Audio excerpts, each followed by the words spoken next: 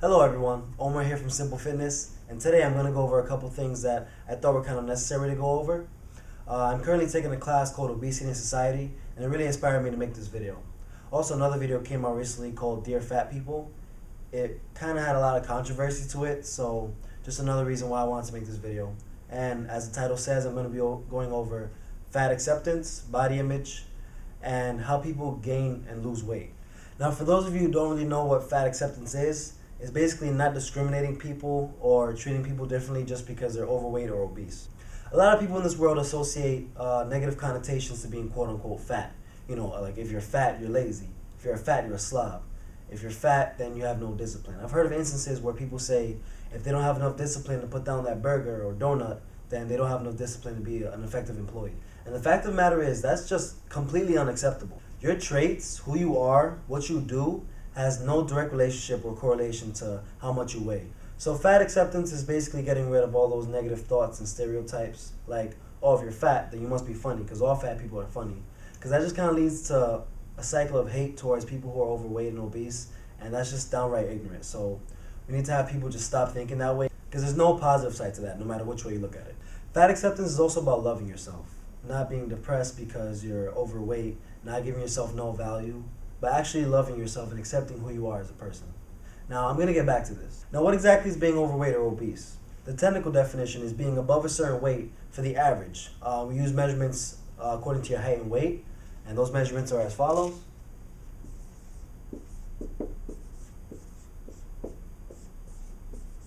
Your weight in kilograms divided by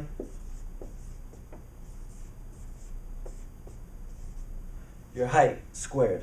Now, I know what a lot of you are thinking. Oh, BMI isn't accurate. It doesn't take into account muscle, bone, organs. If you take a 210-pound athlete who's 5'7", and he's shredded out of his mind, always does cardio, eats right, on the BMI charts, he's considered obese.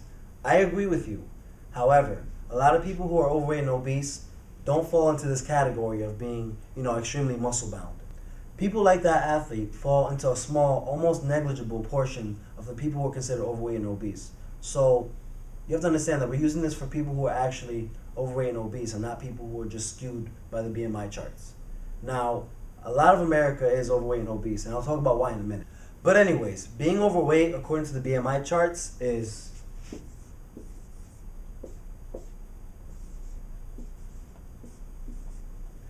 having a BMI of 25 or above, and being obese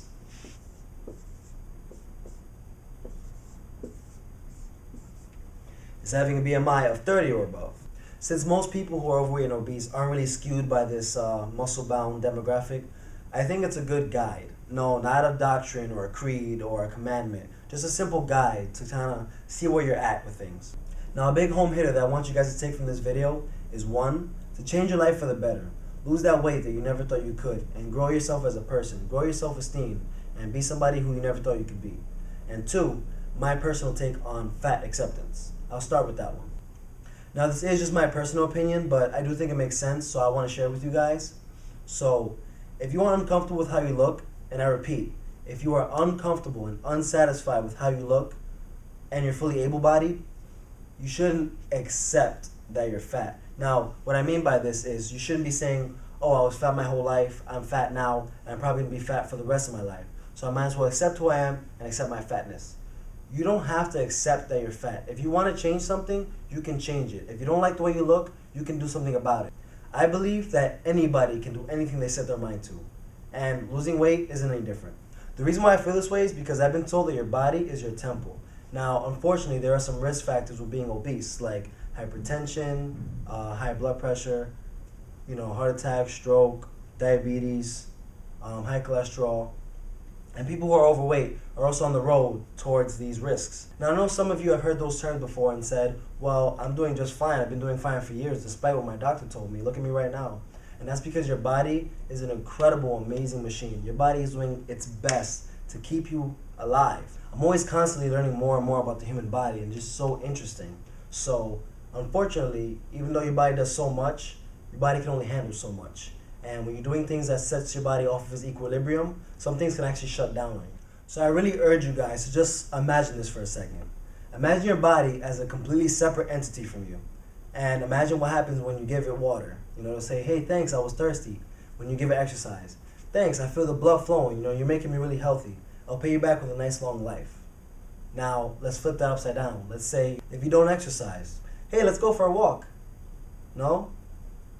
Okay. If you don't eat healthy, hey, the double bacon cheeseburger and a soda is really going to hurt me. It's your third time this month doing that. No, it's okay. Just enjoy yourself. Or if you go to the doctor and you're not following the doctor's prescriptions. Hey, we're going to do what the doctor ordered? No, I can wait. It's okay. Now, I don't mean to offend anybody or make anybody feel bad, but when you start thinking of it that way, it's almost enlightening. You know, I'm not telling you to flip your life on a dime and change everything that you do. I'm not even telling you to be the most fit person in your friends group, although that would be amazing. But I'm just telling you to make some subtle life changes that will actually help you for the long run. I want you guys to be healthier for you. Do it because you love yourself. Do it because you love your body. If you love your body, it shouldn't be too much to ask, just making those subtle life changes to improve your entire quality of life. So I believe it shouldn't be fat acceptance, but it should be body acceptance, or even human acceptance. I always believe you should love yourself and accept who you are.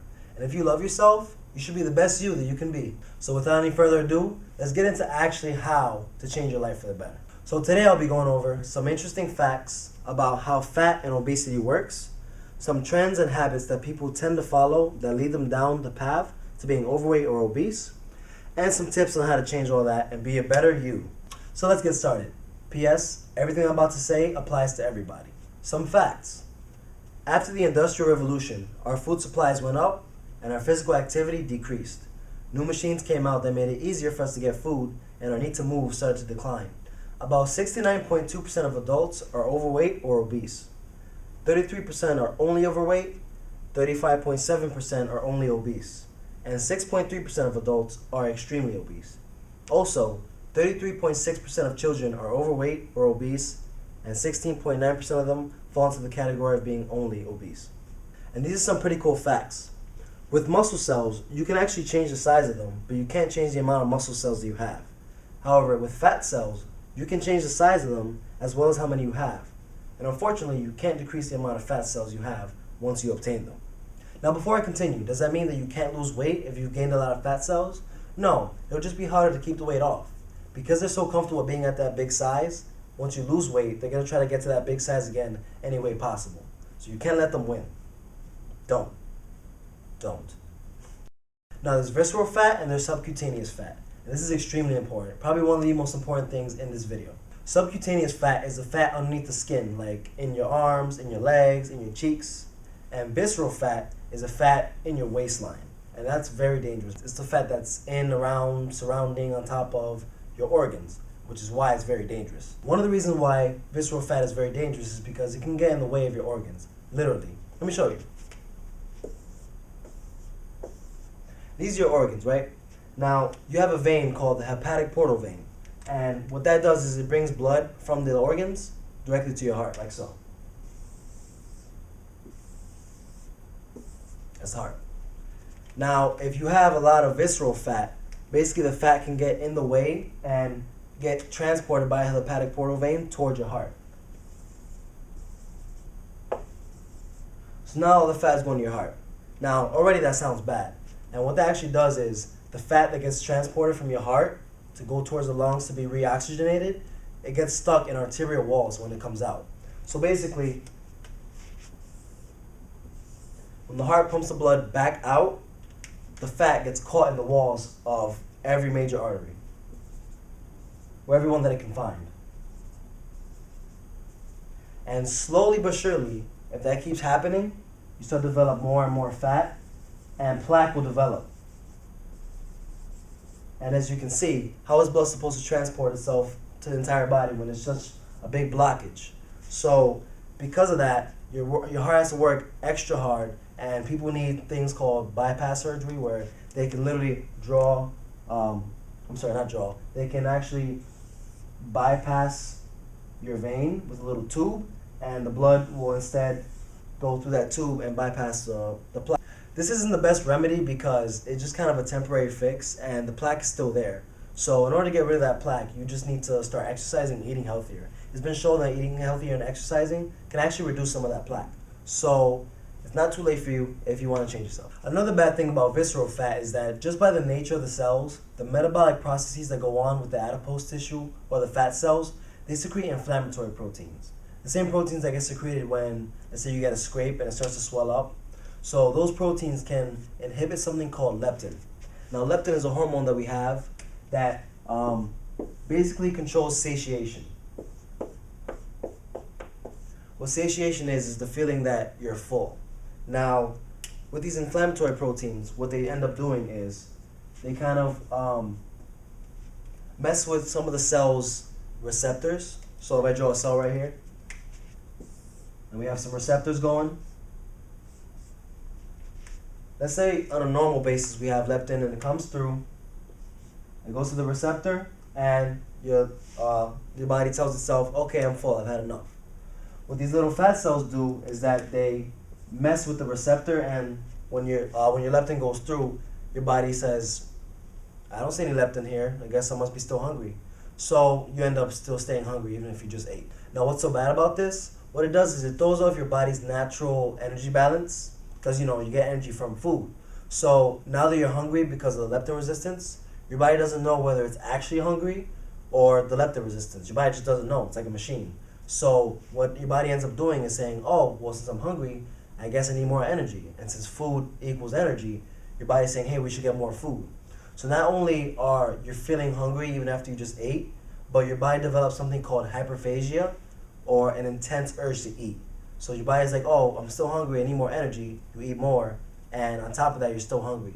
So it's just a vicious cycle of being more hungry and eating more, and that's really dangerous, as you can just kind of already tell. Now, some of you might have felt that, I just ate, but I can kind of use some more food. That's where the whole leptin resistance and hyperphagia stuff comes into play. So visceral fat around the waistline is very bad.